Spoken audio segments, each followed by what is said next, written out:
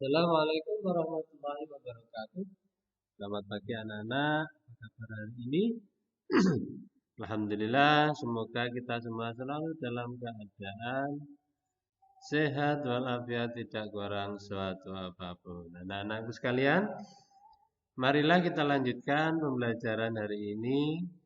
Hari ini materinya adalah tentang pelajaran matematika. Anak, silakan sambil menyimak LKS kalian, buku pelajaran kalian, matematika,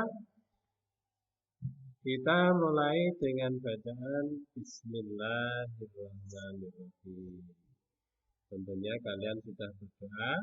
Nah, silakan bagi yang belum berdoa sebelum menyimak video ini, alangkah lebih baiknya kalian berdoa terlebih dahulu. Silahkan berdoa dan jangan lupa membaca surat-surat pendek. Nah, anak-anakku sekalian, pada hari ini kita akan membahas tentang tema yang pertama, yaitu pertumbuhan dan perkembangan makhluk hidup. Jangan bingung ya anak-anak, kita tetap tema pembelajarannya, akan tetapi lebih kita permudah yaitu dengan mata pelajaran. Hari ini kita akan mempelajari tentang matematika. Nah, sebelum kita pada materi, ini ada sebuah ilustrasi, sebuah contoh. Di sini ada seorang pedagang buah. Nah, seorang pedagang buah itu memperoleh 8 kardus yang berisi buah. Nah, 8 kardus itu isinya buah apel. Setiap kardus itu berisi 25 buah apel. Berapa banyak buah apel yang diterima pedagang tersebut? Nah, ada berapa banyak apelnya? Jika pedagang tersebut mampu menjual 40 buah per hari, berapa hari persediaan apel tersebut akan habis? Nah, ini contoh saja. Kalau ditanyakan ada 8 kardus, ya, setiap kardusnya ada 25. Berapa jumlah semuanya? Berarti nanti ada 25, nanti kita tambahkan, kita jumlahkan, berarti 25 nanti akan di deret-deret atau dijejer ya, Cahya. Itu jumlahnya ada 8. Nah, itu contoh saja. Langsung saja kita pada sub tema yang pertama, yaitu tentang ciri-ciri makhluk hidup. Nah, ciri-ciri makhluk hidup. Kupu-kupu dan ikan memiliki cara berkembang biak yang sama. Keduanya berkembang biak dengan cara bertelur.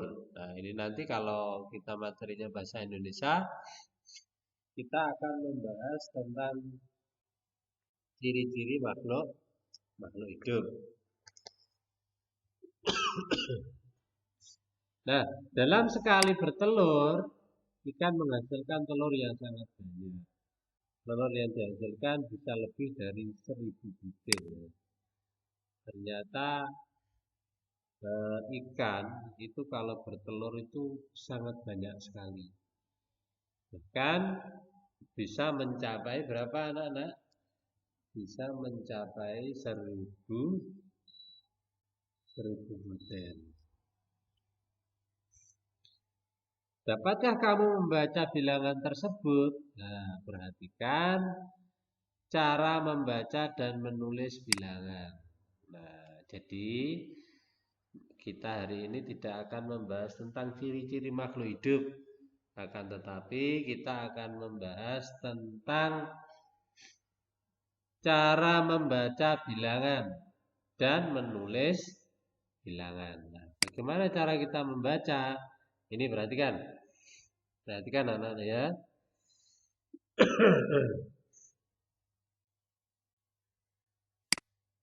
Ini kita lihat, ini angka berapa anak-anak? Ini angka 1000. Bacanya bagaimana? Nah, cara membacanya adalah 1000. Itu ya.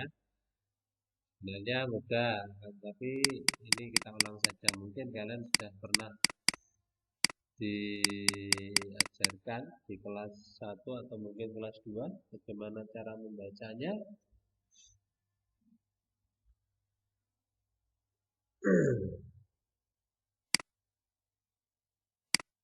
Nah, urutkan bilangan-bilangan berikut dari yang terkecil. Tentu kalian bisa silakan lihat. Ini kalau diurutkan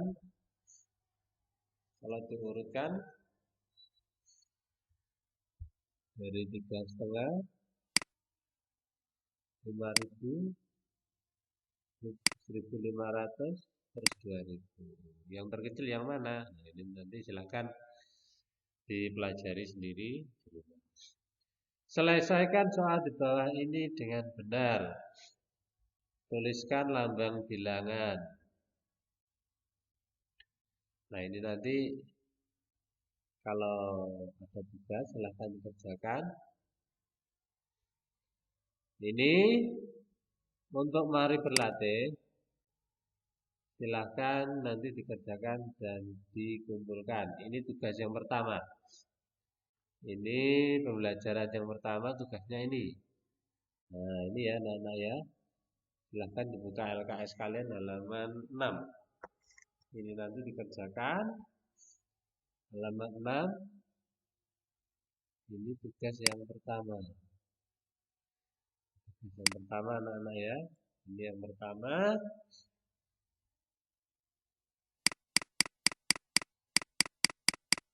Kita lanjutkan yaitu materi yang berikutnya. Materi yang kedua yaitu tentang nilai tempat. Nah, nanti silakan dikerjakan. Bagaimana caranya? Langsung saja di LKS kalian. Nanti, oh ya gini aja.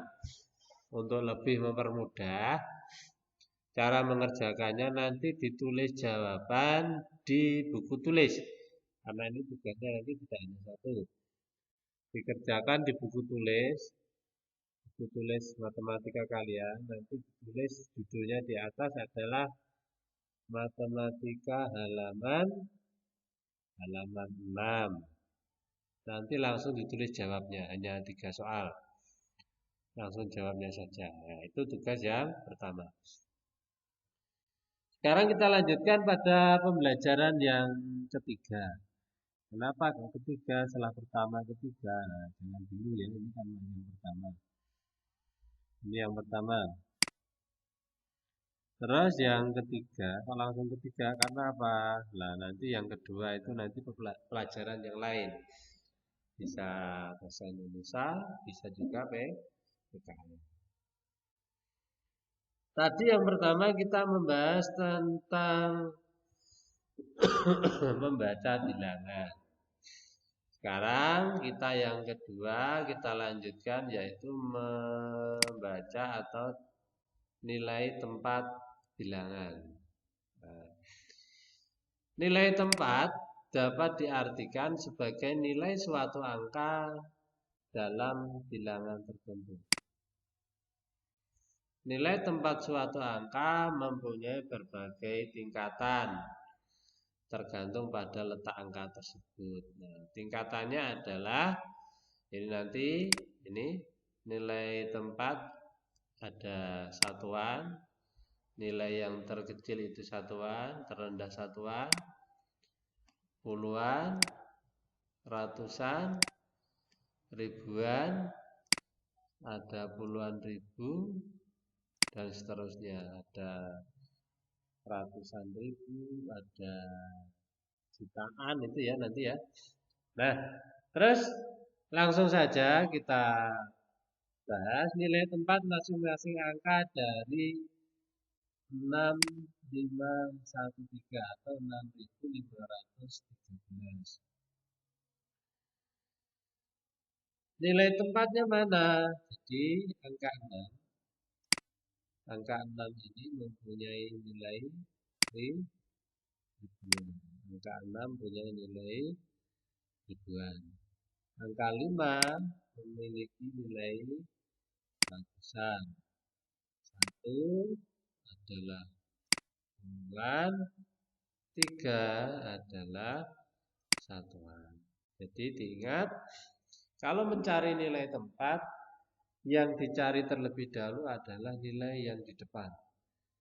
Yang di depan sini nanti menunjukkan nilai yang terbesar. Ya, anak-anak ya, jangan lupa ya, nilai yang terbesar nanti akan turun setelah itu bawahnya. Kalau ratusan, berarti setelah ratusan adalah puluhan dan satuan dan seterusnya.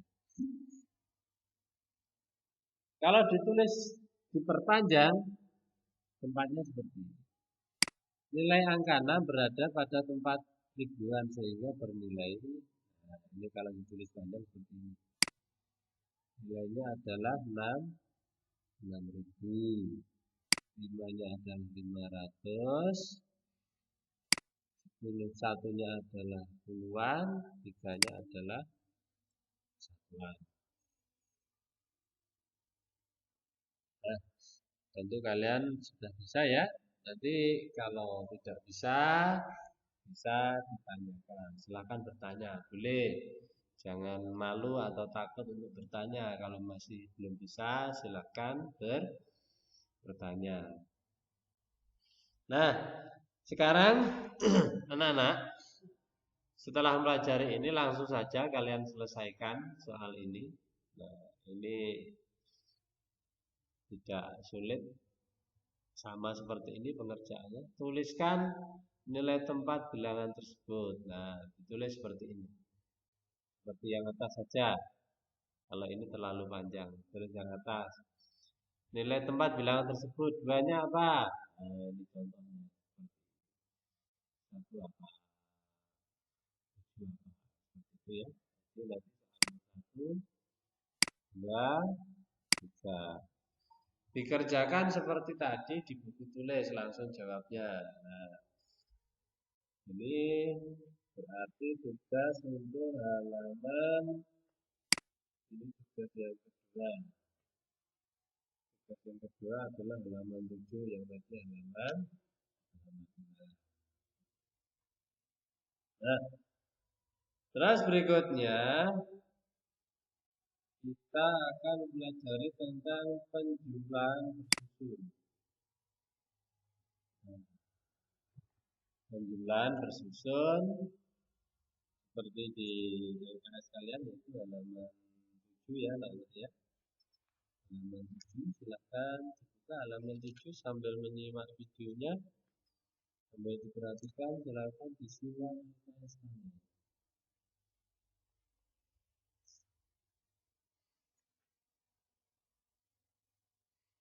Penjumlahan bersusun dapat dilakukan menggunakan dua cara, yaitu bersusun panjang dan bersusun pendek. Kamu sudah mempelajari bentuk panjang suatu bilangan. Bentuk panjang dapat digunakan untuk penjumlahan bilangan, khususnya bilangan 4 angka. Nah, bilangan 4 angka ini ya. Langkah-langkah penjumlahan bersusun panjang sebagai berikut. Uraikan bilangan menjadi bentuk panjang. Ini kalau pakai cara yang panjang. Jumlahkan satuan dan satuan, puluhan dan puluhan, ratusan dan ratusan, ribuan dan ribuan. Jadi dipisah-pisah. Yang ratusan ditambahkan dengan ratusan, ribuan dengan ribuan. Nah, sekarang adalah langkah-langkah penjumlahan bersusun pendek. Nah, ini lebih mudah. Kita pakai saja cara yang bersusun pendek. Susunlah ke bawah bilangan-bilangan yang akan dijumlahkan. Jumlahkan satuan dengan satuan, puluhan dengan puluhan, ratusan dengan ratusan. Jadi, anak-anak, kalau menjumlah itu dari angka yang terkecil, dari nilai tempat yang terkecil, yaitu dari satuan, dari belakang. Jadi diingat ya anak-anak, kalau menjumlah, penjumlahan bersusun itu harus dari belakang, tidak boleh dari depan. Ya anak-anak ya, perhatikan. Langsung saja kita pada contoh. Ikan merupakan makanan yang sangat baik untuk kesehatan. Terutama hari ini anak-anak ya, musimnya adalah musim yang kurang enak, musim banyak penyakit. Maka dari itu anak-anak jagalah kesehatan. Makan makanan yang bergizi. Apakah bergizi harus ikan? Tidak. Bergizi itu boleh ikan, ayam boleh. Apakah tempe tidak bergizi? Nah, tempe itu juga bergizi. Bagus juga sayuran, buah, dan sebagainya. Ya, pesan saya jagalah kesehatan. Kita lanjutkan.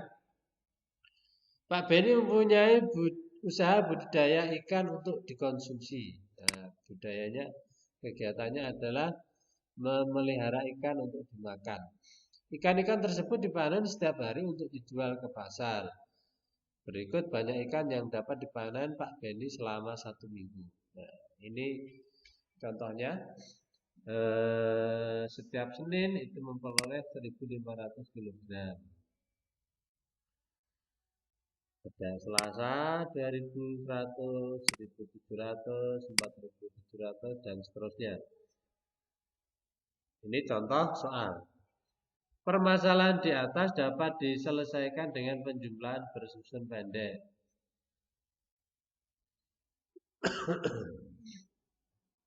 Caranya dengan meletakkan bilangan sejajar sesuai nilai tempat. Nah, perhatikan anak-anak.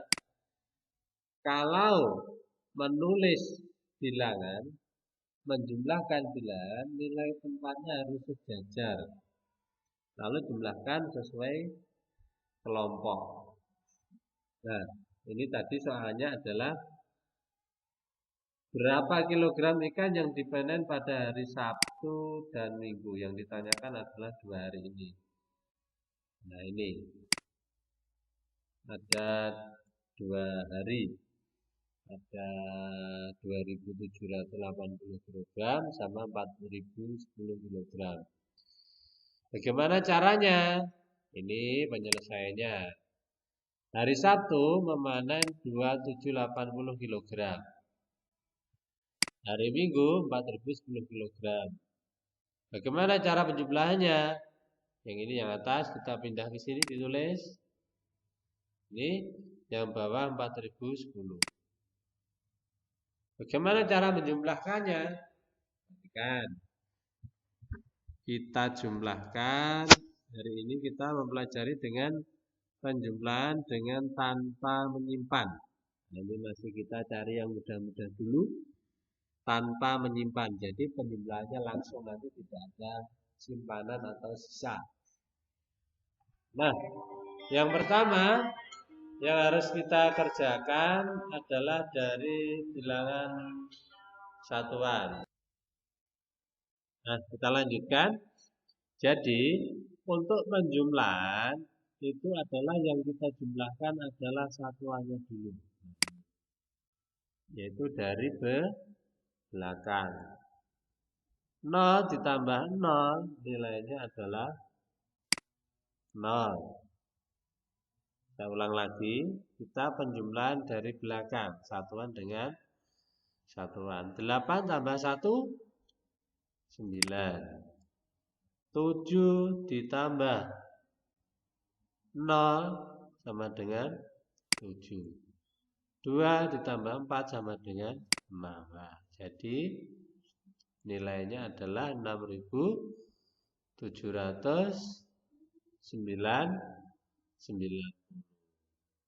Ini anak-anak ya. Sebenarnya mudah untuk penjumlahan tersebut. Mungkin kalian sudah pernah diajari di kelas 2 ya.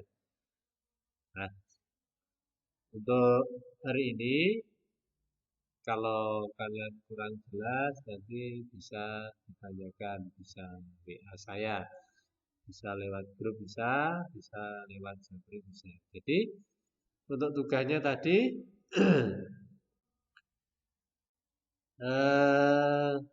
sekarang kita pada tugas yang ketiga. Nah, nanti silahkan dikerjakan halaman 8 ini.